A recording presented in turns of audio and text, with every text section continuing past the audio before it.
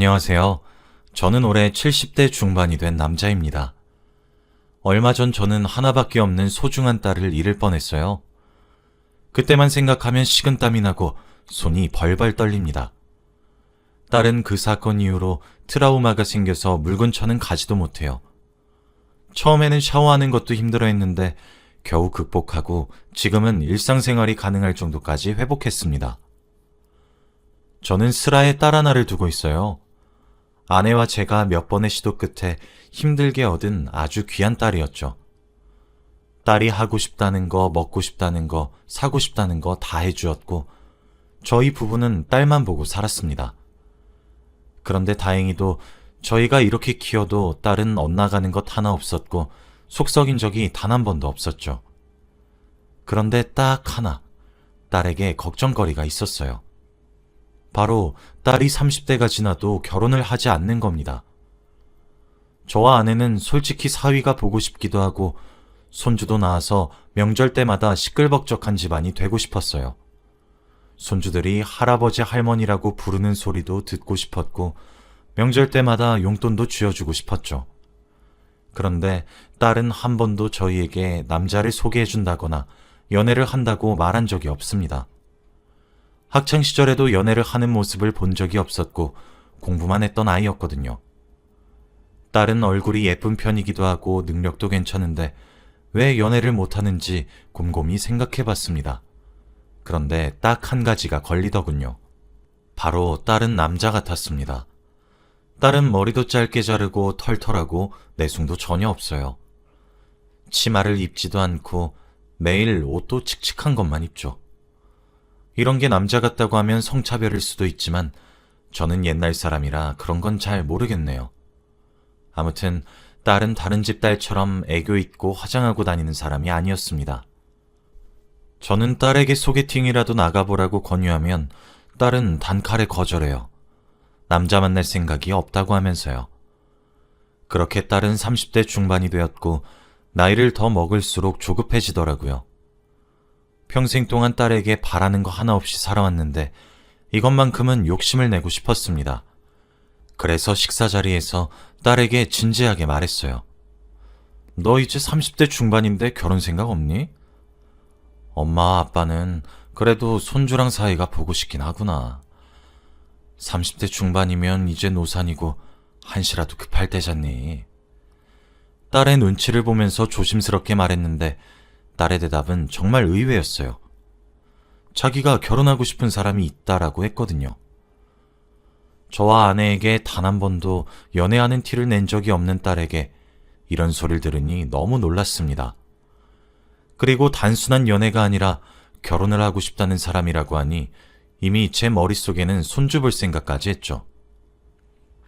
나 지금 만나는 사람이랑 결혼하고 싶은데 허락해 줄 거야? 당연하지. 언제 엄마 아빠가 너 하고 싶은 거 못하게 해준 적 있어?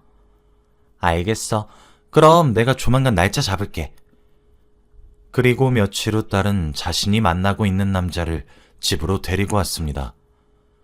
사실 며칠 전부터 저와 아내는 설레하면서 식사 메뉴는 뭘 준비해야 하고 어떤 옷을 입어야 할지 계획했어요. 처음으로 딸이 자신이 만나는 사람을 소개해주는 자리이기도 했고 딸이 어떤 스타일의 남자를 좋아하는지도 궁금했거든요. 혹시라도 이상한 사람을 만나는 건 아닐까 하고 걱정이 되긴 했지만 딸의 감을 믿으려고 했습니다. 그리고 당일날이 되었고 저와 아내는 무척이나 떨었어요. 딸의 남자친구에게 좋은 인상을 심어주고 싶었거든요. 그렇게 시간이 되었고 딸과 딸의 남자친구가 저희 집에 왔습니다. 그런데 그 남자를 보니 왠지 이상한 기운이 느껴졌어요. 낯빛은 어두웠고 인상이 좋지 않았거든요. 그리고 며칠 굶은 듯 왜소했습니다. 그 사람 주위에 검은 먹구름이 잔뜩 낀 느낌이라고나 할까요? 되게 같이 있으면 저도 우울해질 것 같은 기분이었습니다. 그래도 저와 아내는 내색하지 않고 웃으면서 그를 맞이했어요. 그런데 안녕하세요 라고 기운 없게 대답했고 이 자리가 마음에 들지 않는다는 듯이 행동하더라고요. 기분 탓이겠거니 하며 자리에 앉아서 식사를 했습니다. 저와 아내는 성심성의껏 차린 음식들을 건네면서 궁금한 것에 대해 물어봤어요. 가족관계나 무슨 일을 하는지 등등 말이죠. 그런데 그 사람은 단답형으로 네, 아니요 말했고 한 번도 웃지 않더라고요. 저희 딸은 이게 익숙하다는 듯이 아무런 눈치를 채지 못했고 저와 아내는 무언가 잘못되었다는 느낌을 받았습니다. 그 남자는 전혀 저희 딸과 결혼을 하기 위해 노력하는 모습이 보이지 않았죠. 분위기 전환도 할 겸 딸과 그 남자에게 둘은 어떻게 만났는지 물어봤습니다. 그런데 딸이 먼저 그 남자의 전화번호를 물어봤다고 하는 겁니다. 카페에서 딸이 그 남자를 보고 한눈에 반했대요. 그래서 연락을 주고받다가 사귀게 되었고 아직 사귄 지 3개월밖에 안 됐다고 했습니다. 연애 기간이 너무 짧기도 하고 서로에 대해서 잘 모르는 것 같아서 결혼을 조금 망설이긴 했지만 그때는 저와 아내가 얼른 손주가 보고 싶은 마음이 더 컸기 때문에 괜찮다고 하며 결혼하면서 알아가면 되지 했던 것 같네요. 그렇게 그 남자의 눈치를 보면서 분위기 띄우려고 노력하니 너무 기가 빨리더군요. 힘든 시간이 끝나고 그 남자를 보낸 후 딸과 이야기를 했어요. 너무 어둡고 무섭고 왠지 모르게 쎄한 기분이 난다고요. 그런데 딸이 하하하 웃는 겁니다. 저희는 영문도 모른 채 딸을 보니 딸은 원래 그런 사람이라고 하더라고요. 딸은 자신이 감정 기복이 심해서 자기 남자친구 같은 점잖은 사람을 만나야 한다고 했습니다. 그래야 결혼 생활을 하고 많이 안 싸운다면서요. 딸은 그 남자에게 푹 빠져 있었고 하다못해 그 사람 아니면 결혼 못하겠다는 말까지 하더라고요. 저희는 그 말을 듣고 놀라서 결혼을 허락해 주었죠. 딸과 그 남자는 얼마 지나지 않아 결혼식을 올렸습니다. 그래도 사위는 백년 손님이라고 하니 우리 가족이 된 것을 기쁘게 맞이했어요. 나중에 들어보니 사위가 부모님이 안 계신다고 하더라고요. 두 분 다 사고로 돌아가셔서 혼자 컸는데 그래서 어릴 때부터 눈칫밥 먹고 자라서 말을 자신감 넘치게 잘 못한대요. 저와 아내는 그런 아픈 과거도 모르고 안 좋게 말했던 게 미안해서 앞으로 엄마 아빠처럼 잘해주려고 했습니다. 아직 결혼한 지 얼마 안 돼서 그런지 사위는 처음 만났을 때와 별반 다를 것 없이 무뚝뚝했지만 시간이 지나면 금방 회복할 줄 알았습니다. 그런데 한 달이 지나도 똑같더라고요. 같이 있어도 어색하고 처음 본 사람처럼 낯설었습니다. 저만 느낀 건진 모르겠지만 사위가 왠지 모르게 우리 집에 정을 안 붙이려고 하는 것 같았죠. 시간이 지나면 바뀔 줄 알았던 사위의 낯가림은 사라지지 않았고 저희는 그런 사위에게 적응이 되었습니다. 그래서 딱히 고치라고도 하지 않았죠. 사위는 일반 회사에 다닌다고 했고 딸은 대기업에 다닙니다. 확실히 사위와 딸은 수입 차이가 났고 딸이 생계유지 비용을 담당하고 있댔죠. 처음에는 딸이 집안일도 하고 바깥일도 해서 너무 힘들까봐 걱정이 되었는데 집안일은 사위가 한다고 하더라고요. 그 말을 듣고 딸이 결혼은 잘했다고 생각했습니다. 연애를 얼마 하지는 않았지만 그래도 좋은 남자 만나서 행복하게 잘 살고 있다고 생각했지요. 그런데 이 생각은 얼마 지나지 않아 산산조각이 되었습니다. 그날은 주말이었어요. 저와 아내는 오랜만에 둘이서 TV를 보면서 하하호호 웃고 떠들고 있었죠. 그런데 딸이 전화가 오더라고요. 원래 낮에 전화를 하지 않는 딸인데 그날 전화가 와서 기쁜 마음에 받았습니다. 그런데 딸이 하는 말은 충격이었어요. 아빠, 지금 당장 동네 경찰서로 가줘. 남편 지금 교통사고 나서 경찰서에 있다고 하네. 근데 지금 내가 회사라서 가는데 시간이 좀 걸릴 것 같아. 아빠가 먼저 가서 상황 좀 알려줘. 라고 하는 겁니다. 착하고 내성적인 사위가 교통사고를 냈다고 하니까 너무 놀란 마음에 제대로 씻지도 않고 경찰서로 향했네요. 경찰서로 가서 상황을 보니 사위가 횡단보도를 건너고 있는 한 할머니를 차로 치였다고 합니다. 그땐 빨간불이었는데 실수로 브레이크를 잡지 않아서 사고가 났다고 해요. 할머니는 지금 병원 치료 중이라고 하셨죠. 그런데 사위의 표정은 아무런 감정이 없어 보였습니다. 사위는 될 대로 되라는 식의 표정이었고 슬프지도 억울해 보이지도 않는 그냥 무표정이었거든요. 그때는 너무 당황스럽고 상황 파악이 안 돼서 그런 줄 알았습니다. 워낙 내성적이고 조심스러운 사람이니까요. 그런데 갑자기 거기에 있던 경찰관이 조심스럽게 저를 부르더군요. 저기 아버님? 잠깐 저 좀 보실까요? 그러면서 저를 구석에 있는 조그마한 방으로 불렀습니다.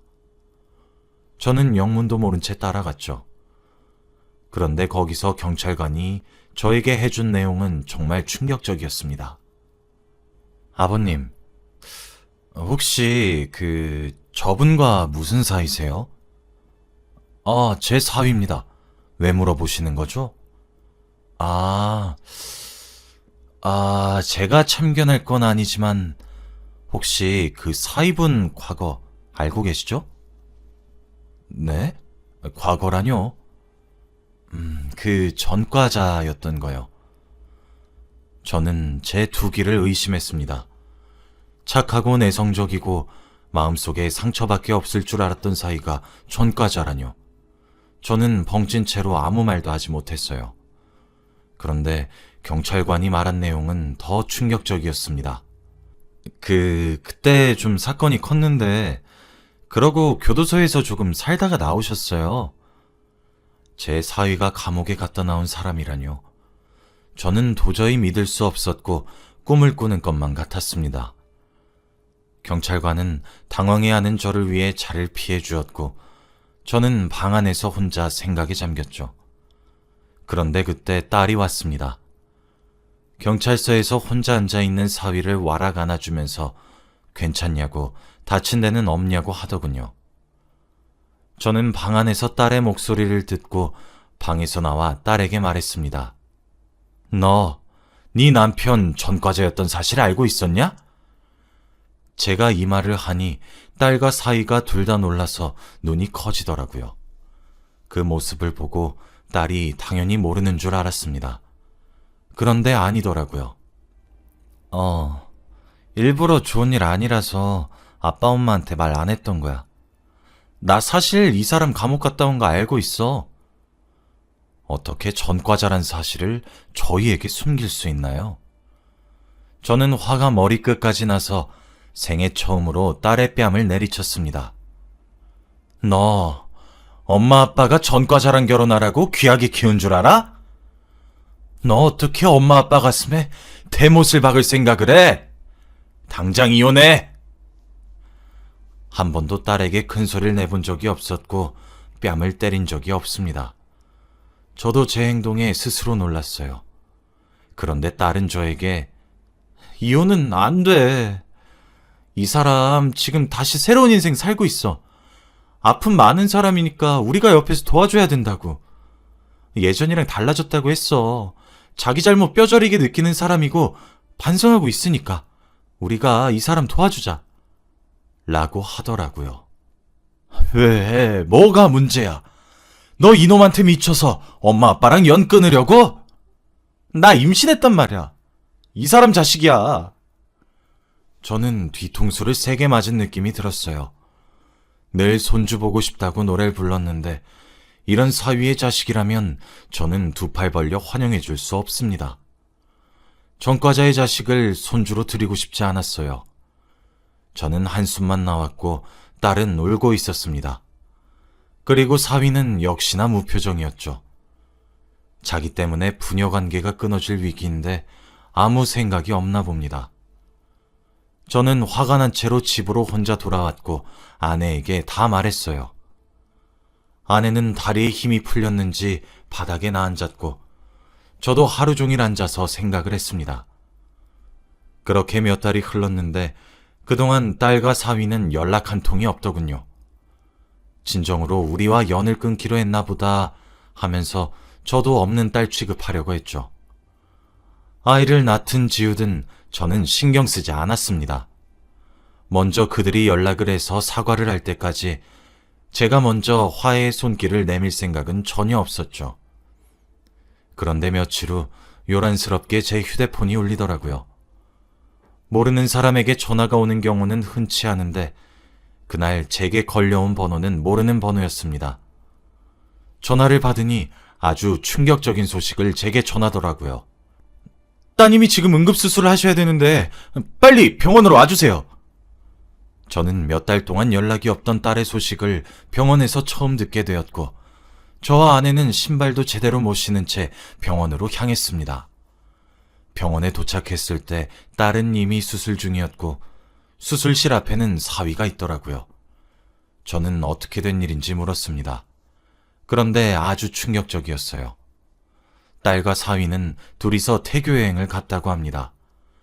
그리고 같이 절벽에서 사진을 찍고 있었고 사위가 잠깐 등을 돌리고 딸을 봤을 땐 딸이 이미 절벽에서 떨어지고 없었다고 합니다.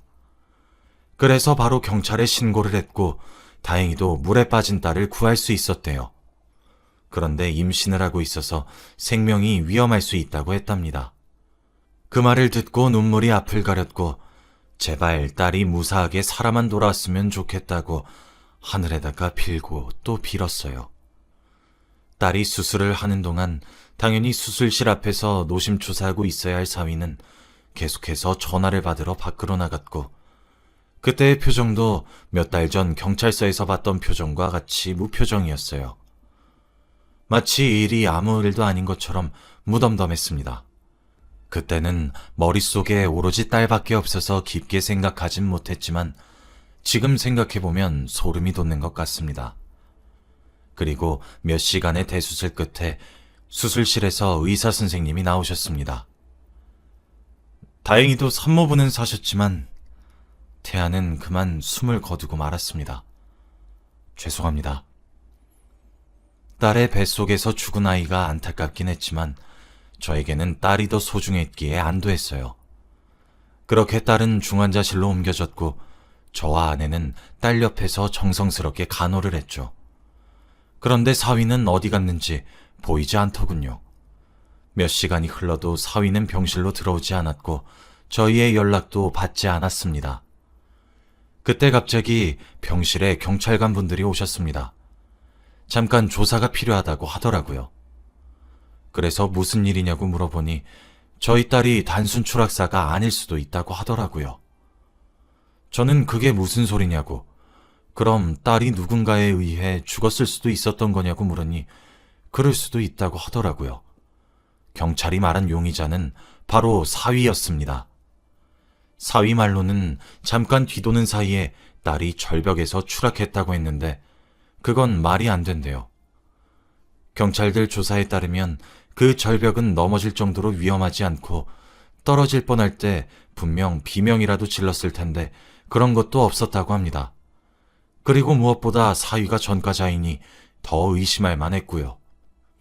마지막으로 딸이 수술 중일 때 사위가 잠깐 자리를 비웠는데 그때 사위는 보험사에 전화를 했다고 하더군요. 보험사에 전화를 걸어 사망보험금 지급을 문의했다고 합니다. 그리고 사망보험금의 수혜자는 사위로 얼마 전에 바꿨다고 해요. 모든 증거들이 사위를 가리켰죠. 그렇게 경찰은 사위를 잡았고 오랜 수사 끝에 사위는 범행을 인정했습니다. 사위는 사망보험금을 노리고 딸을 절벽에서 밀었다고 해요. 감옥에서 나오고 돈도 없고 생계가 위험했을 때 딸이 먼저 자기한테 접근해주면서 돈도 빌려주고 차도 빌려주면서 자기한테 헌신해주니 결혼했다고 합니다. 그리고 딸이 벌었던 돈도 다 사위가 쓰고요. 그러면서 자신이 잘못한 일들을 스스로 다 말하는데 그때의 표정을 정말 잊을 수 없습니다. 여전히 무덤덤했거든요. 수사 도중 알게 된 내용은 사위가 대출도 3건이나 받았다고 합니다. 그런데 사위가 형량을 얼마 못 받는다고 하더라고요. 딸이 일어나서 그때의 상황을 증언한다면 더 오래 감옥에 있었을 텐데 딸이 지금 혼수 상태라서 증언을 할 사람이 없다면서요. 너무 답답하고 저런 쓰레기 같은 자식을 단순히 몇 년 동안만 감옥에 가둬둘 수 있다는 게 화가 났습니다. 그런데 이게 무슨 일인가요? 딸은 병실에 누운 지 몇 주 만에 기적적으로 눈을 떴습니다. 다행히도 다른 후유증은 없었고 빠르게 회복했죠. 그리고 재판날에 휠체어를 타고 그때의 상황을 증언했습니다. 그때 사위가 딸을 절벽에서 밀었다고 하더라고요. 딸의 증언 덕분에 사위는 더 큰 벌을 받을 수 있게 되었고 재판장님은 무기징역을 선고했습니다. 과거에 벌인 일에다가 이번에 벌인 일까지 더해져서 더 크게 벌을 받게 되었죠. 재판 과정에서 알게 된 사실은 바로 사위가 정신적으로 문제가 있다고 하더라고요. 소시오패스일 가능성이 있다고 합니다. 그래서 늘 무표정을 하고 다닌 거죠. 저희 딸은 죽다가 살아났고 한동안은 죽은 뱃속의 아기 때문에 마음을 많이 아파하긴 했지만 저와 아내가 옆에서 지극정성으로 헤어나올 수 있게 도와준 덕에 조금씩 이겨낼 수 있었어요. 딸은 저에게 남자 하나 때문에 부모님께 이런 불효를 저질러서 너무 죄송하다고 정중하게 사과했습니다. 그리고 저와 아내도 딸에게 사과했죠. 시간이 많이 지나서 딸은 다시 예전처럼 회복할 수 있게 되었고 저희 가족도 다시 예전처럼 돌아왔습니다. 지금은 평생 딸이 저희 부부 옆에 있어줬으면 좋겠어요. 평생 같이 살고 싶습니다. 지금은 시간이 지난 이야기지만 그때만 생각하면 소름이 돋네요. 아무튼 제 이야기는 여기까지입니다. 여러분들도 결혼하실 때 상대 잘 보고 결혼하세요. 제 이야기는 여기까지입니다. 들어주